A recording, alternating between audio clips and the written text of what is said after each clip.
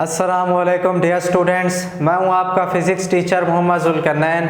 आज हम first year physics chapter number 8 के फर्स्ट हाफ के पेपर को डिस्कस करते हैं। सबसे पहले हम डिस्कस करते हैं फर्स्ट टाइम के पेपर को। जो हमारे पास फर्स्ट टाइम पेपर है उसके एमसीक्यू को हम डिस्कस कर लेते हैं। पहला एमसीक्यू है हमारे पास, transverse wave are distinguished from longitudinal by the property of D option polarisation.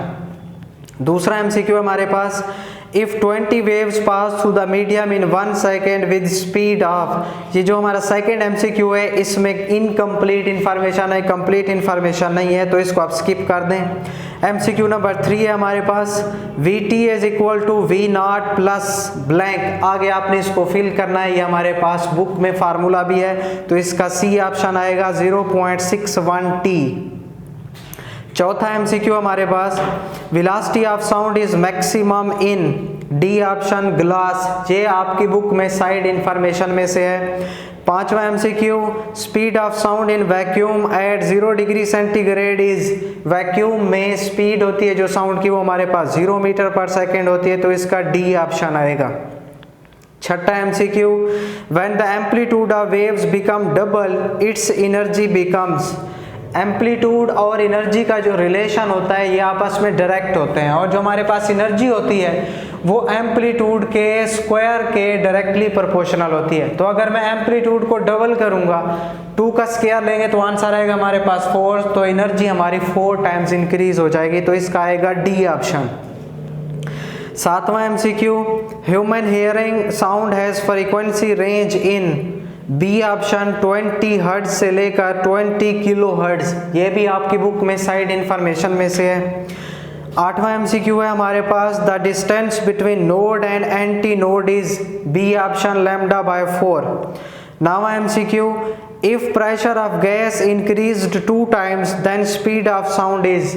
ये आपने स्पीड ऑफ साउंड में जो फैक्टर्स हैं उसमें पढ़ा होगा। प्रेशर का जो हमारे पास स्पीड ऑफ साउंड है उस पर कोई इफेक्ट नहीं होता, तो चाहे हम इसको इंक्रीज करें डिक्रीज करें स्पीड ऑफ साउंड हमारी सेम रहेगी, तो इसका आएगा D option, no change.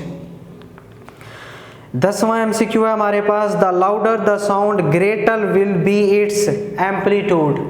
Sound जो होती है इसकी लाउडनेस एम्पलीट्यूड के डायरेक्टली प्रोपोर्शनल होती है। अगर लाउडनेस ज़्यादा होगी तो इसका मतलब उसका एम्पलीट्यूड भी ज़्यादा होगा, तो इसका ए ऑप्शन आएगा एम्पलीट्यूड। 11वां MCQ, the time period of wave is 0.2 second its frequency will be. Time period हमें गिवन है, फ्रीक्वेंसी हमने फाइंड करनी है, तो आपने ये फार्मूला पढ़ा हुआ है, F is equal to 1/t। 1/t की वैल्यू है 0.2, इसको डिवाइड करेंगे तो आंसर आएगा हमारे पास 5 हर्ट्ज। इसका जो सही ऑप्शन है वो है डी ऑप्शन। इसके बाद है हमारे पास 12वां MCQ, the value of constant gamma for polyatomic gas is. Polyatomic gas, monoatomic gas, diatomic gas के लिए ये भी आपकी बुक में साइड इंफॉर्मेशन में एक टेबल है। जो पॉलीएटॉमिक गैस है उसके लिए हमारे पास इसकी वैल्यू होती है 1.29, इसका ए ऑप्शन आएगा।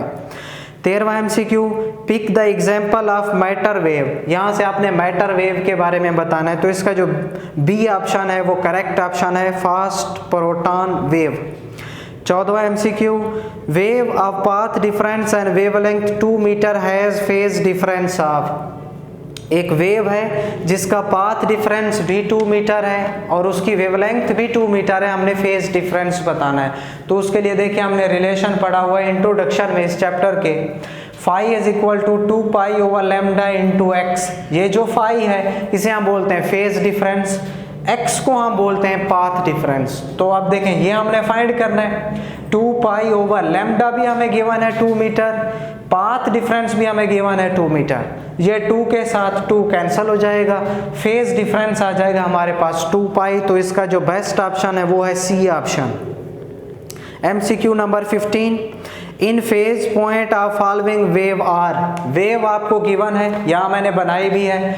इस वेव में से हमने बताना है इन फेज पॉइंट कौन से होंगे। इन फेज पॉइंट वो होते हैं जिनका प्लेन ऑफ वाइब्रेशन सेम हो, जैसे C, C dash, D, D dash, ये इन फेज हैं। और आउट ऑफ फेज वो होते हैं जिनका प्लेन ऑफ वाइब्रेशन डिफरेंट हो, अपोजिट हो, जैसे सी डैश डी या सी डी डैश, ये आउट ऑफ फेज हैं। तो हमने बताना है इन फेज। इन फेज कौन कौन से हो सकते हैं, या तो सी डैश हो सकता है या डी डैश हो सकता है। तो हमारे पास जो MCQ है उसमें ए ऑप्शन बेस्ट ऑप्शन है, सी डैश ये हमारे पास इन फेज हैं। Solve MCQ on the basis of elasticity correct relation is, इसका ए ऑप्शन आएगा, सॉलिड की सबसे ज़्यादा, फिर लिक्विड की, फिर गैस की सबसे कम होती है। 17वां MCQ, each degree increase in temperature the speed of sound increases, speed of sound कितना इंक्रीज होगी। अगर हम मीटर पर सेकेंड की बात करें तो ये होती है 0.61 मीटर पर सेकेंड, और इसको अगर हम सेंटीमीटर पर सेकेंड में कन्वर्ट करें तो 100 के साथ मल्टीप्लाई करेंगे, आंसर आएगा हमारे पास 61 सेंटीमीटर पर सेकेंड। तो जो बी ऑप्शन है इसमें 0 पॉइंट ये गलती से लगा हुआ है, ये करेक्ट नहीं है, तो हमारे पास जो करेक्ट ऑप्शन आएगा वो आएगा 61 सेंटीमीटर पर सेकेंड। इसको आपने ठीक कर लेना है, 61 सेंटीमीटर पर सेकेंड, पॉइंट में नहीं आता, 61 सेंटीमीटर पर सेकेंड में आ जाएगा। इसके बाद हमारे पास हैं शॉर्ट क्वेश्चन नंबर 2 है, स्पीड ऑफ साउंड हमें 0 डिग्री सेंटीग्रेड पर गिवन है, 15 डिग्री सेंटीग्रेड पर हमने फाइंड करनी है। तो Vt is equal to V0 plus 0.61T, ये फार्मूला हमने पढ़ा हुआ है। Vt 80 डिग्री सेंटीग्रेड ये हमने फाइंड करनी है। V0 हमें गिवन है 332 और हमने फाइंड करना है एट 15 डिग्री सेंटीग्रेड, यहाँ 15 आ जाएगा। पहले इसको आप मल्टीप्लाई करेंगे तो आंसर आएगा 9.15, ऐड करेंगे इसमें तो आंसर आएगा हमारे पास 341.15 मीटर पर सेकेंड।